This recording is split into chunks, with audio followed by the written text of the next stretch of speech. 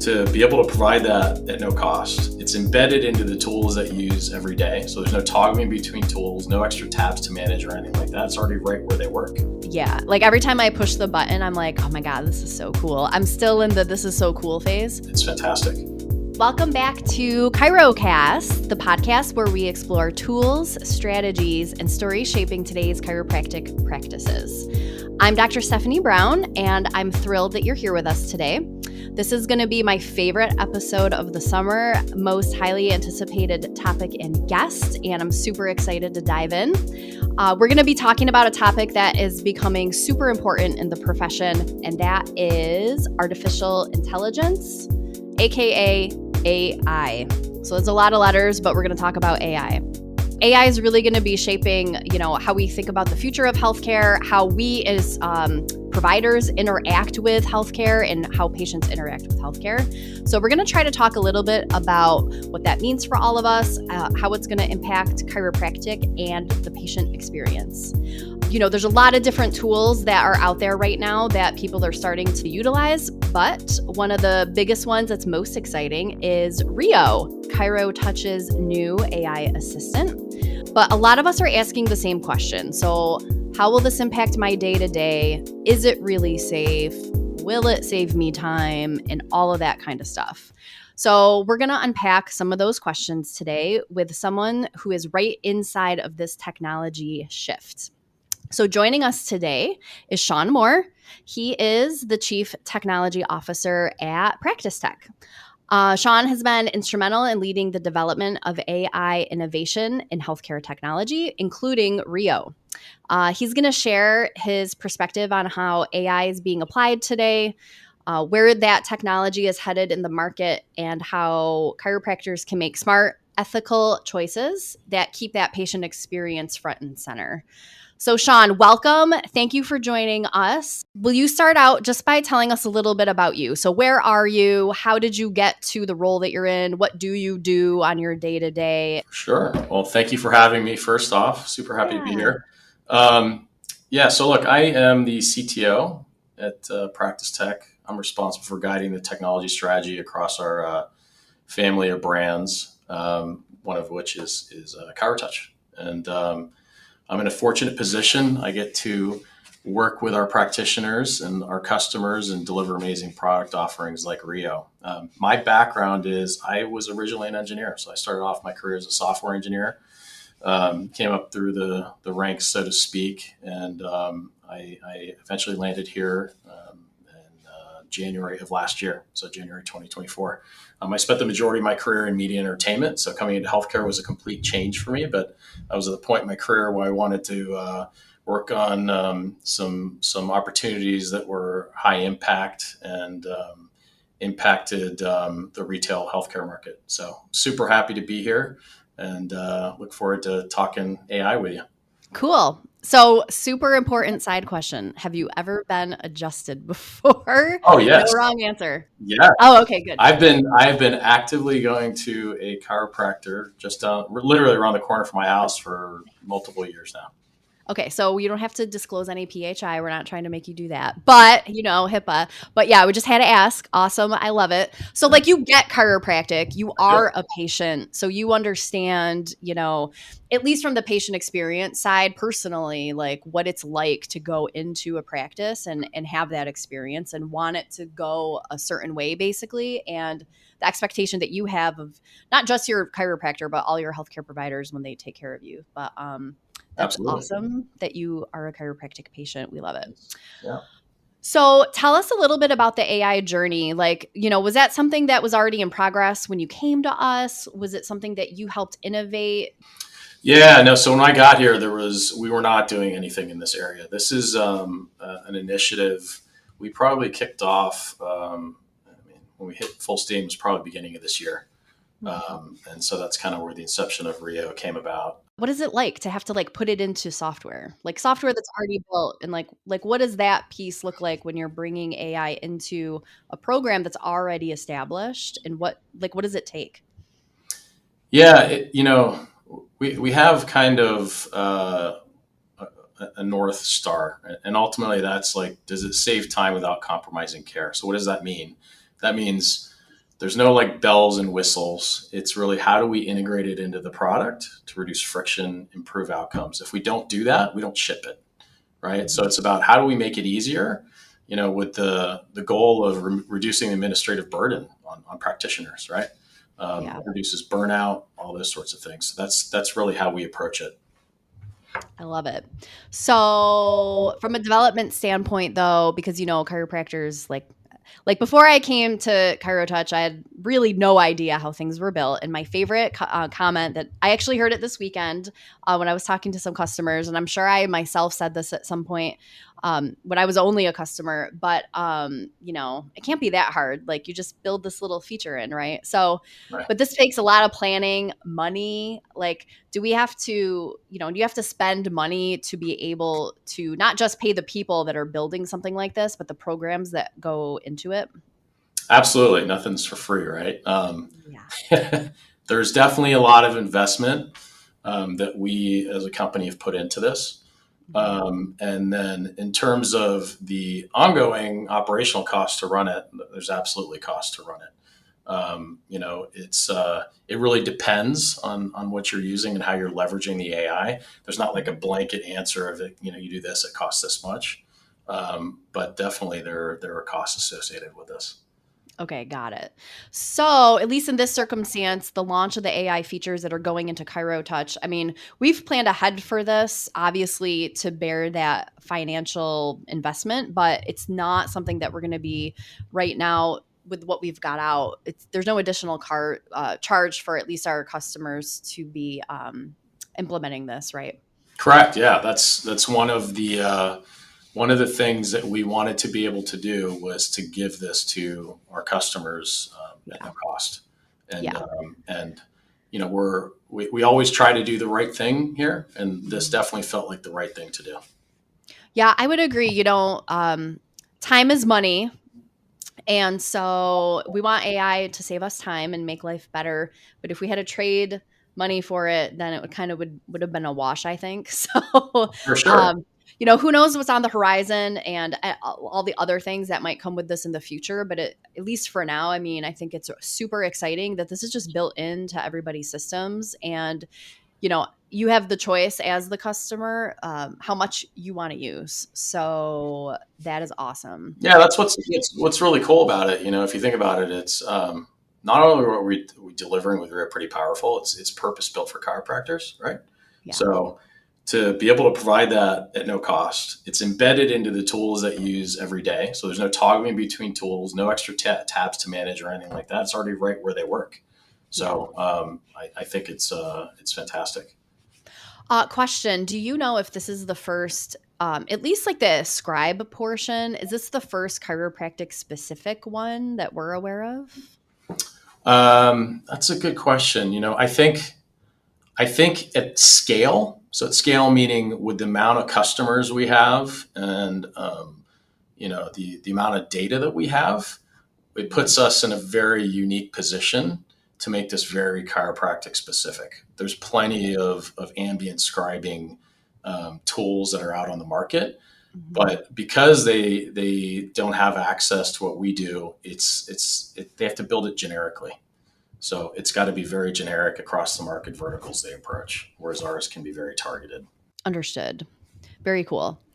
All right. So more of a general question, but how do you think AI is going to impact a chiropractic practice in terms of like what do you think is going to have the most impact on chiropractors like in the next 1 to 2 years? Like what will they notice changing because of the introduction of AI to practice? So that could be specific to their EHR, but maybe even just to the industry in general. Yeah, I'm super excited about that. As a technologist, it's exciting to see all these changes. But I really think we're just at the start. I think we're going to start seeing smart assistants helping with things like follow-up planning, scheduling, clinical summarization, which we're kind of getting into now, and even answering staff questions like, has this patient been compliant with their care plan, for example, right? Where it's Mhm. it's more of a proactive approach to care and augmenting the practitioner. I'm a big believer that this isn't going to replace anybody, nor should it. So it's ultimately it's about layering that AI into existing workflows, right? Save time, reduce friction, make the practices more proactive. Cool. So this is something that comes up a lot too already in my conversations with people, but in general, how I don't want to say safe. It's not like the AI is going to come get us in our houses, but I mean it might, right? But how safe is AI in terms of all the things that are connected to that, whether it's HIPAA, security, like can you speak to that for a little bit? Yeah, for sure. So first, we follow strict HIPAA protocols, right? That's a given. Anything we release or develop, we ensure we follow those protocols. All HIPAA compliant services that we leverage, so we're fully in compliance there. I think you have to be very careful with this type of functionality and services that you build and release. So security is always top of mind for us. We believe in high trust protocols and ensure that anything we roll out goes through rigorous testing, not only from a security standpoint, but compliance standpoint as well. Okay, got it. So I just pictured AI like rewriting my chart notes without me knowing. So that's probably not going to happen. Nope. What else? Like, so can the AI, what we have now in ChiroTouch, can it, I guess like wherever the data is being stored, can somebody access that and do an analysis on it or, mine my information to like sell it to somebody and make money? No, absolutely not. And we don't do that. Okay. I can't speak for other services out there, but we definitely do not do that. We're not selling the data. We're not training models on that data. None of that. So not to bring up anyone specific, we won't do that, but all right. So I know that we've said that Rheo is currently included in everyone's subscription that they're already paying the company for. Mm-hmm. Do you have any idea how? Because there are certain other AI solutions out there that don't cost any money. How is that possible or what's in it for them? Because as soon as something is free to me, like if I'm not paying something towards it or whatever, I immediately assume that I am the product. Exactly. Yeah, you're right. Yeah. So like, I don't know what other AI scribes might be doing, but like, is there a possibility that that's happening? Look, you can't say with absolute certainty. I think, you're questioning it and saying that you're potentially the product is a logical conclusion. Yeah. But we don't know. We don't know. And frankly, I'm not really worried about them. Those companies that might be doing that in the context of we're just focusing on what we need to do for our customers and how to do it best for them. Perfect. I like it. Sometimes like we don't have blinders on, but I think it's important to, there's a lot of static out in the world. And especially as a chiropractor, I think we all know that. So I think it's essential to be really focused on your mission. So that is good to hear. So in that same vein, when it comes to security and HIPAA, what advice would you have for a provider who feels cautious about AI or they're nervous or like scared to use it and don't think it's a good idea? Do you have any advice? Yeah, I'd say crawl, walk, run, right? I think every company is feeling a little cautious or overwhelmed with AI. Mm-hmm. So I'd recommend they start small, pick one problem, see how AI can help, right? We have multiple features in Rheo right now that'll enable them to do that.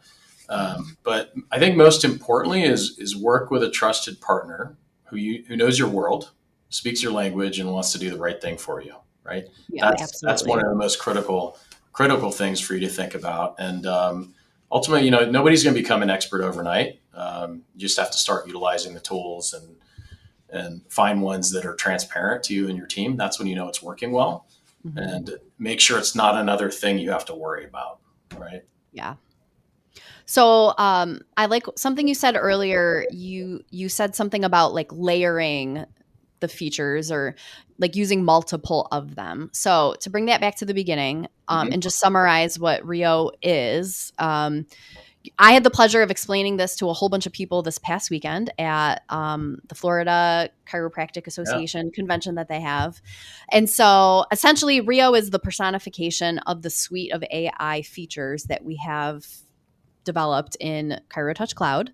Mhm. And so to bring it back to basics and bring it back to the beginning, I started working with early access with the product team on this. And the first thing that we came out was the AI intake summary. That's what Mhm. I'm calling it. I don't have our book in front of us, so I don't know what its formal name is. I do That's a know, good but we summary, though. know. So, as a place to start, I think that that's huge because that new patient visit is what takes the longest. Mhm. It's the most detailed in most cases, and it can be the most overwhelming. So, I think to your point, if somebody is looking for a place to start, they happen to be in our software, or even if they're in a different software, see if that's a feature. If it's not, maybe think about why you're still using them. But I feel like these are the kinds of things that are going to start to become really in demand by the consumer and the chiropractors because everybody else is going to have them. So we have that. And that would be step one, in my opinion. Start with the intake. That's going to give you the confidence to see that it can. It's going to go through that patient's entire intake form and write out a narrative for you. And the cool thing is that like you're going to read it and you have full control over what you end up saying or saving and when you click sign. So you can add to it, you can reword it. Like the provider is still going to have full control over what their documentation says. Can you speak a little bit of like to the legal responsibility that the providers might still have when they're using AI with their medical records? Uh, They so still I'd have to say, read their notes. yeah. I think, AI is not meant to be autonomous. It's meant to be assistive, right? So it's augmenting what the practitioner does. So you should always review and you should always approve when using any of these tools. That's I think the best advice to give. Yes. So it's not going to be the new auto salt when we just No. keep salting our notes and don't read what they say and change them from visit to visit. So note to everybody, make sure that you're going to be updating your notes, making sure that they're correct in this situation. To your point, it isn't perfect. It's pretty close though. I'm not going to lie. I've been really, really stunned, I think, and thrilled at how thorough of a job it can do. And yeah, like every time I push the button, I'm like, oh my God, this is so cool. I'm still in the this is so cool phase. Yeah. And I think for me, that's something that'll be interesting to see. Like, when does that wear off? So, like 1 or 2 years from now, if we had this conversation, it's just going to be like, yeah, of course, that's how it. And you won't even remember that I used to have to sit here and push buttons on a keyboard and stuff, at least for Exactly. most of it. Yeah. Something else I wanted to talk about is the patient consent form. So, just to share a little background, when we're specifically talking about having a scribe that's listening. So I'm in New York State, and New York State is from what I understand, not a lawyer, but it's a one-party state. So I don't have to tell someone I'm recording them. So I found that out, and then I called my malpractice insurance company, and I said, "Hey, I'm going to start using this thing in my office. Like, what do you have to say about it?" And they were like, "Yeah, you definitely have to tell them that you're recording them." They're like, it doesn't matter what your state law says. You always have to do the minimum, of course. But they're like, from a malpractice standpoint, like you have to tell people they're being recorded. You cannot not let them know. Yeah. I think that's best practice. Yeah, absolutely. And also, not for nothing, but as I've started having these conversations with patients when I've been letting them know, their eyes kind of light up and they think it's cool. I have yet to have somebody that's like, I don't know, I don't want this thing listening to me. So, and if I did, I just wouldn't use it. But I would say it's been very well received by my patient base. And a number of them have said, oh yeah, my doctor, my medical doctor was using that too. Like they just walk in the room and they just tell them. They didn't even ask permission. They were just like, "Hey, this is listening." Yeah. So I think it's nice to phrase it as a question. But yeah. And then last thing, probably good idea for people to check with someone specific in their state. Like, is there certain wording that you should have in your disclosure? Does it have to be taped on the wall? Like every state might have different rules about that kind of thing. Right. So I think it's important to check that too. Agreed. Yeah. And then not to get further overwhelmed, but this is all really new. So your state might come out with a different rule like next year. So I think it's important that people stay in touch with like their state associations and their state boards. Because I think as this becomes more prevalent, there could be new things that, whether they're laws or rules or best practices that people have to follow. And they should definitely stay up on those if they're using a listening device. Let's put it that way. Okay, cool. So the other item in Rheo is the chart note summary. So I click a button and it literally just checks the most recent chart notes and it writes a summary for me. I didn't think that this would be super useful for the way I practice. I don't do a lot of PI or have to send a lot of narratives out to other providers. Some people do, though, so I think it's going to be clutch. But somebody actually said something to me this weekend, and I learned something from a customer, and they were like, or if a patient hasn't been in for a while and you just want a quick summary on what you saw them for last. And I was like, yes, that I would use all the time. So I feel like there's multiple applications of these features that we're bringing out, and I think that makes them really versatile for all kinds of practices. Completely agree. Yeah. And I think, if I was a practitioner, I think your last use case there would be really applicable, right? Because I have to imagine even in the chiropractic space, there's pretty significant gaps at times between patients coming in and out. Yeah. Yeah. And if you don't have their picture taken, you'll really have no idea who they Right. are. Actually, sometimes even if you do have their picture, you're not sure. Right.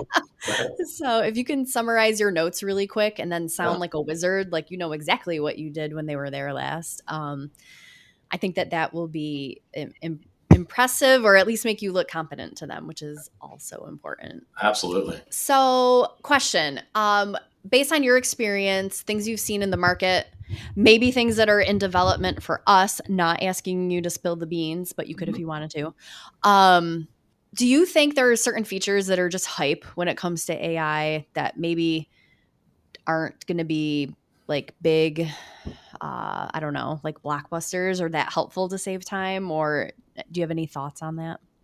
I'm sure there's going to be some out there. I can tell you from what I've seen in the market, I haven't come across anything where I'm like, that's pointless, right? Mhm. Everything always has some sort of efficiency gain associated with it. I can tell you internally, like I said earlier, if it does not reduce friction, if it does not provide value, we do not ship the product. So Yeah, I can promise you that coming out of ChiroTouch, we won't be releasing anything that is of low value. cool. Have you heard any myths about AI or just general things that are not true that tend to people keep talking about or perpetuating or anything like that? Yeah, I think the one for me, and I mentioned it earlier, I think it's the narrative that it's going to replace people. Mm-hmm. I do not believe in that. I think there's going to be guardrails that are put up that will prevent the doomsday scenarios people talk about. Generally speaking, about AI, not like specific to chiropractic, but Where it's going to come get us in our houses. We're going to yeah. have I mean, guardrails around those, that. those narratives are out there too, right? Yeah, Um, yeah. but again, I just think it augments human intelligence. It's not going to replace it. Like how can you replace a chiropractor's hands or their intuition or their connection with the patient, right? All of that is irreplaceable. Yeah. So, if anything, like I feel like a broken record here, but it's gonna free up time for, the chiropractor to be more present, Mhm. and you're not sitting there in front of a keyboard and you're not replacing the connection. It's about removing things that get in the way of that connection. Yeah, I'm glad you brought that up. Before we got together today, went into my system and I pulled up a patient's chart note because there is one chart note in particular that stood out to me so much that I know exactly who it was and what day it was. And I want to read it if that's okay with you. Don't worry, no PHI. Okay. So somebody asked me this over the weekend too about like capturing the customer, the patient's like emotion or like the sentiment of their visit or whatever. And I was like, it strangely can do that. So I have a patient who did a Spartan race and he came in and it was like the Monday after that weekend or the Wednesday after that weekend. So I was like, how did it go? And what happened? And so he went on and on and on for the entire visit, telling me every single obstacle, how hard each of them was, describing like how difficult each thing was. And in throughout the conversation would sprinkle things in about like his subjective complaints, or he did some ice when the race was over, but then he would go back to talking about the obstacles or whatever. So I just want to read part of the chart note. Ready? Yeah. This is literally what it says. Okay. I did not edit it at all. I'm not going to read the last part because it doesn't matter. But anyways, okay. He said, or he didn't say, AI said, after completing an intense Spartan race that pushed his physical limits, the patient shared some nuanced insights into his current musculoskeletal status. He reported generalized muscle tightness and achiness, specifically noting discomfort in his knees and calves, which were a quote, literally quotes, a little tight and achy this morning. Okay, so then patient described a notable mobility restriction in the cervical rotation. So maybe I might have wrote that different, but whatever, it got it out there. Particularly when turning the head to the left. He characterized the sensation as a distinct pain pattern that goes, quote, from like behind my ear to down the bottom of my shoulder blade, which he specifically identified as involving his left levator scapula. This mobility limitation seems to cause hesitation and discomfort during head movement. Okay, so I could go on, but you guys get the point.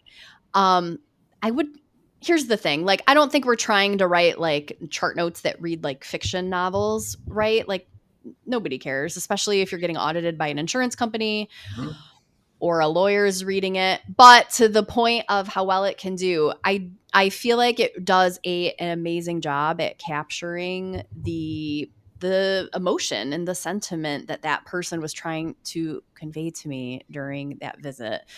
And after I clicked the sync button and I read what it wrote, I've laughed out loud multiple times, but I definitely laughed out loud at that one for sure. I mean, I was really, really, really impressed. So on that note, can you talk to us a little bit about how it knows? Like, how does it know to be that good? And like, how are we teaching it what it's supposed to do for chiropractic visits? So I won't give up the special sauce, but first off, I think that's awesome that it did that. It amazes me every day what I see in the stories I hear of people using this. So I'm not surprised. In general, it's like, here's the thing to realize is that it's going to get smarter. It's going to get better with time.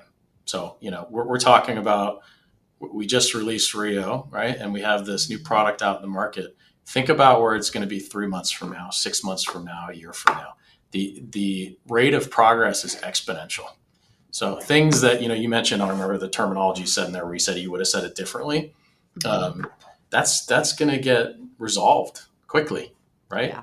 And part of that is we have a feedback loop that we're going to be releasing to the providers as well. So if you see things like that, you'll be able to provide feedback back to ChiroTouch, where our team will take a look and adjust it accordingly, right? When perhaps we get output that isn't expected. Yeah. Interesting. Mm-hmm. Cool. Yeah. I thought that was a little creepy, but I feel like it really got the point across. Also, You'll love this, but I had a patient, this person was in yesterday and I hadn't pushed the button in time, so we weren't recording, but she said this yesterday, but she said it last month when she was in. She had said, blah, blah, blah, I have a hitch in my giddy up. And I was like, oh, man, I can't wait to see if it writes this out. And by golly, it did. It was literally in quotes. I could not believe it. So that was another time I was laughing. Awesome. But honestly, like, I love putting things in my chart notes that people literally say. Like, I will be at the keyboard, like, typing exactly what they say. And so I think it's amazing that it can do that too, because I mean, it truly is the patient's own words at that point, which I think just lends more credibility and accuracy to your documentation. Absolutely. Yeah. So shifting gears a little bit away from like charting and notes and whatnot. So this is a big like pie in the sky type question, but so looking down the line, like 5 years from now, what do you think a chiropractor's day might look like if they have AI fully integrated into their practice? And this could be things that like we haven't even imagined yet. Like, what would I picture like a George Jetson practice or something, but like, what do you picture? Yeah, we talk about this a lot. Like, really, it's less about the time frame, more about the destination in terms of what we want to offer to our customers. And we have to solicit feedback from chiropractors such as yourself, obviously, to get to that destination. But ultimately, where I think it's going, and this isn't specific to chiropractic, it's just generally speaking with a lot of these advancements, is you don't need to be clicking around in a UI anymore, Yeah. right? In reality, all of this stuff, everything should just be running in the background. And there's triggers for it to pick up and listen for patient conversation and manage the process, through RCM and whatnot. But it should be transparent. Like, why do you have to have somebody go through the process of clicking in a UI and doing all these, 20 steps to accomplish something can be done verbally, right? So in my mind, I think the 5 years out, the UIs and the interaction practitioners have with not only our software in general, is going to be vastly different from what it is today. Got it. So would it be fair to say that you're picturing it being mostly like verbal in terms of we're just talking and that's kind of it? I don't think it's all verbal. I'll give you a good example, because I go to my chiropractor and I ask for his opinion. I ask the woman that works at the front desk for her opinion.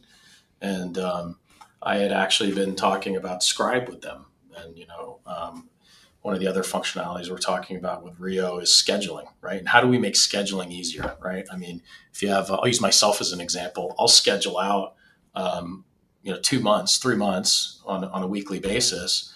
But one week I might need Friday, one week I might need Monday, or whatever the day is, right?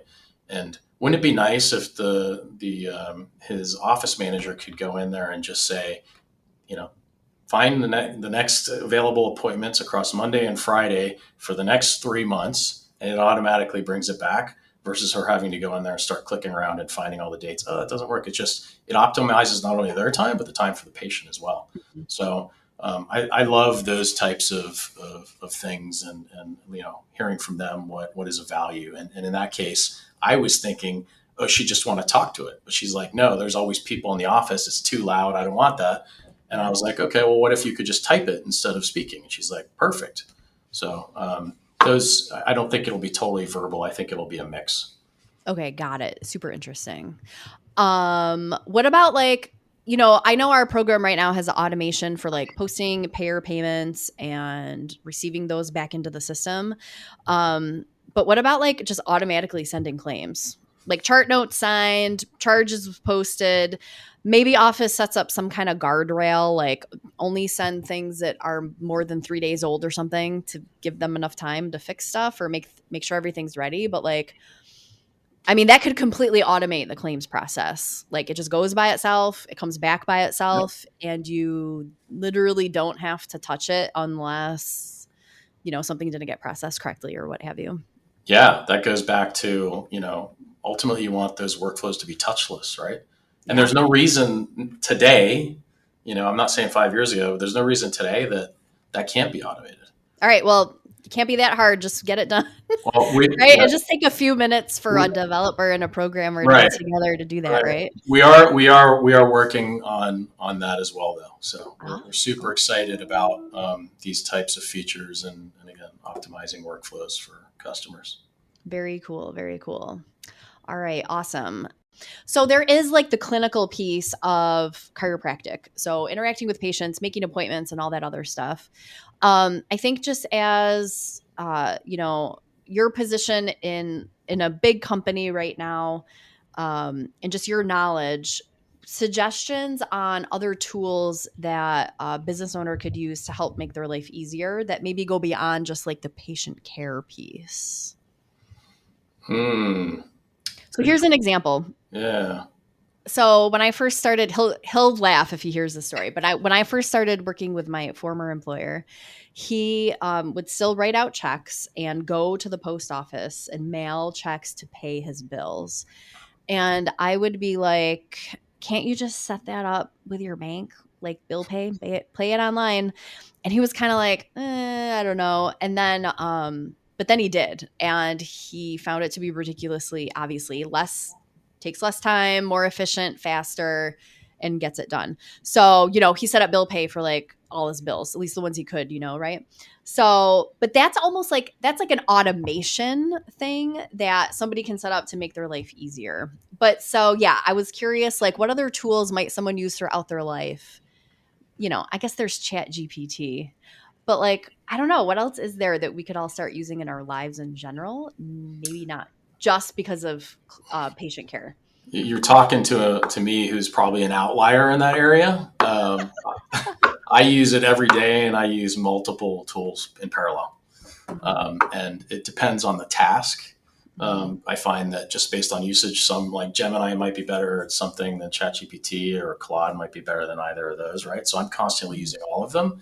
Got it. Yeah, personal life, gosh. Personal business life. Personal business life. I use them a lot personally for analysis, like data analysis. Okay, Where traditionally you have to have a data analyst and give them the data set and said, here's what I need to find from it.